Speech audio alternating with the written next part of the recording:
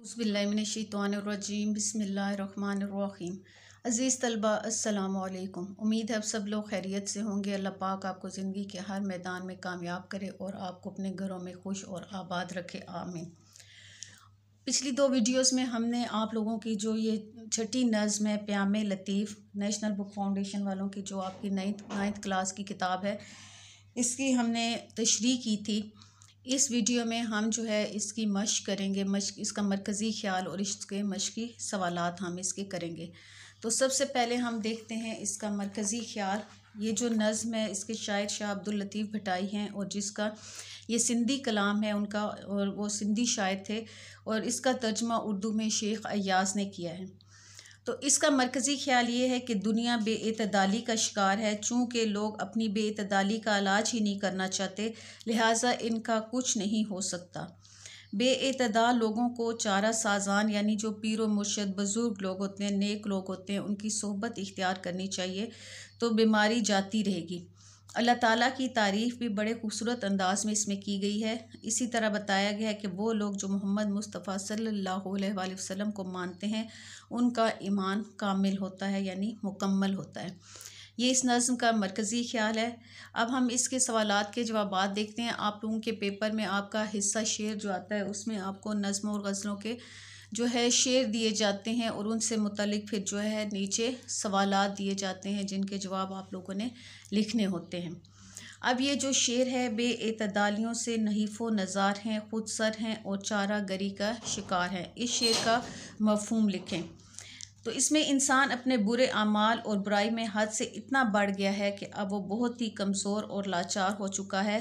लेकिन इस कमज़ोरी और लाचारी में भी इंसान अपनी ज़िद पर अड़ा हुआ है और मगरूर और बागी हो चुका है और सरकशी पर सरकशी किए जा रहा है। हालांकि उसे इलाज की ज़रूरत है और उसे मदद की ज़रूरत है, लेकिन इंसान है कि इस बात को समझता ही नहीं। दूसरा शेर देखें। बेइतदालियाँ हों तो क्या चारा गर करे, परहेज़ ही ना हो तो दवा क्या असर करे। परहेज़ ही ना हो तो दवा क्या असर करे से शायर की क्या मुराद है। तो जब एक मरीज़ का इलाज किया जाता है तो उसे दवा के साथ साथ परहेज़ भी बताया जाता है जो कि दवा से ज़्यादा असर रखता है। लेकिन जब मरीज़ परहेज़ ही ना करे, सिर्फ दवा खाता रहे, तो दवा भी असर करना छोड़ देती है और मर्ज जो है जूं का तूं यानी वैसे का वैसा ही रहता है। इंसान नफ़रत, हसद और बदअमालियों जैसी बेराहो रवी और बदपरहेज़ी का शिकार रहेंगे तो मदद करने वाले और दवा करने वाले कैसे उनके दुखों का मदावा कर पाएंगे, यानी उसका वो इलाज कैसे कर पाएंगे। अब अगला शेर देखें।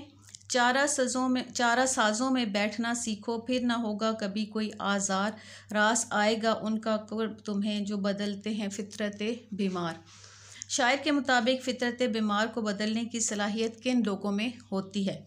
तो अल्लाह ताला के जो बरगज़ीदा नेक बंदे होते हैं फ़ितरत बीमार को बदलने की सलाहियत रखते हैं। अल्लाह ताला के नेक बंदों से मेल जोल और उनसे ताल्लुक़ इख्तियार करना इंसान की ज़िंदगी में मुस्बत तब्दीली में बड़ा गहरा असर रखता है।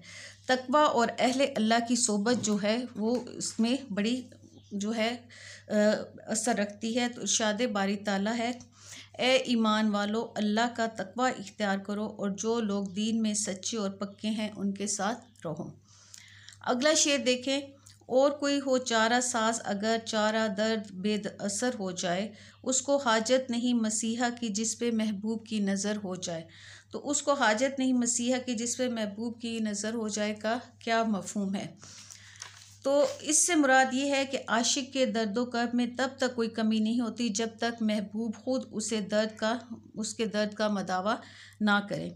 शायर कहते हैं कि दुनिया के तमाम तबीब इस दर्द और तकलीफ़ को कम करने में नाकाम होते हैं जो इश्क हकीकी में मुब्तला आशिक भुगत रहा होता है, यहाँ तक कि खुद अपनी जो महबूब अपनी नज़र करम उस पर ना करे, और जब महबूब की नज़र हो जाए तो आशिक को किसी मसीहा और तबीब की ज़रूरत नहीं रहती। अगला शेर देखें। तेरी ही ज़ात अव्वल व आखिर, तू ही कायम है और तू ही कदीम, तुझसे वाबस्ता हर तमन्ना है, तेरा ही आसरा है रब्बी करीम। इसमें तेरी ही ज़ात अव्वल व आखिर, तू ही कायम है और तू ही कदीम से शायर की क्या मुराद है। तो इस शेर में शायर अल्लाह ताला की हम्दो सना यानी उनकी तारीफ़ बयान करते हुए कहते हैं कि अल्लाह ताला का वजूद कामिल इस दुनिया के आगाज़ से पहले का है और इसके इख्तिताम के बाद भी कायम रहेगा। अल्लाह ताला अपनी ज़ातो सिफ़ात में मुकम्मल और भरपूर है। हर शय फ़ना हो जाएगी, अगर कोई चीज़ बाकी रहेगी तो वो सिर्फ़ अल्लाह ताला की ज़ात है। अल्लाह ताला की ज़ात जो है वो बेऐब है। इसी शेर का जो दूसरा मिसरा है कि तुझसे वाबस्ता हर तमन्ना है तेरी, हर तमन्ना है तेरा ही आसरा है, रब्बे करीम से क्या मुराद है। तो शायर कहता है कि हर ख्वाहिश और ज़रूरत को पूरा करने वाली ज़ात अल्लाह ताला की है कि जिसके साथ हर इंसान की ज़रूरियात व ख्वाहिशात वाबस्ता हैं। वो कहता है कि ए करम करने वाले रब्बे करीम, हम जैसे गुनाहगारों को सिर्फ़ और सिर्फ तेरा ही एक आसरा है। अगला शेर देखें। फ़ोकियत उसको दूसरों पे मिली, अपनी हस्ती को उसने पहचाना, जिसने इस कादरे हकीकी को वादहू ला शरीक गर्दाना। जिसने इस कादरे हकीकी को वादहू ला शरीक गर्दाना का क्या मफ़हूम है। तो इससे मुराद है कि अल्लाह ताला अपनी ज़ातो सिफ़ात और जुमला और साफ़ो कमालात में यकता और बेमिसाल है। उसका कोई साजी यानी उसका कोई साथी या शरीक नहीं, उसके सिवा कोई इबादत के लायक नहीं और कोई शय इसके मिसल नहीं और कोई चीज़ अल्लाह ताला को कमज़ोर और आजिज़ नहीं कर सकती। तो ये थे इसके मशक़ी सवालात, इसके जो अशार के कुछ अशार के सवालात के जवाब। उम्मीद है आप लोगों को समझ आ गए होंगे। ये हमारी नज़्म जो है मुकम्मल हो गई है और हमारा जो आप लोगों का हिस्सा शेर है वो भी किताब का मुकम्मल हो गया है कि हमने चारों गज़लों की भी तशरीह कर दी है और 6 जो आप लोगों के सिलेबस की नज़्में इनकी भी तशरीह कर दी है। उम्मीद है आप लोगों को मेरी वीडियोस अच्छी लगी होंगी, मेरी तशरीहात आप लोगों को समझ आ रही होंगी। अगर किसी बच्चे को कुछ समझ ना आए तो वो कमेंट सेक्शन में मुझसे पूछ सकता है। अगर आप मेरे चैनल पर नए हैं तो मेरे चैनल को लाइक करें, सब्सक्राइब करें और अपने दोस्तों में शेयर भी करें और एक अच्छा सा कमेंट लाजमी कर दिया करें और बेल आइकॉन का बटन भी लाजमी दबा लें ताकि मेरी हर नई आने वाली वीडियो आप तक बर वक्त पहुँचे।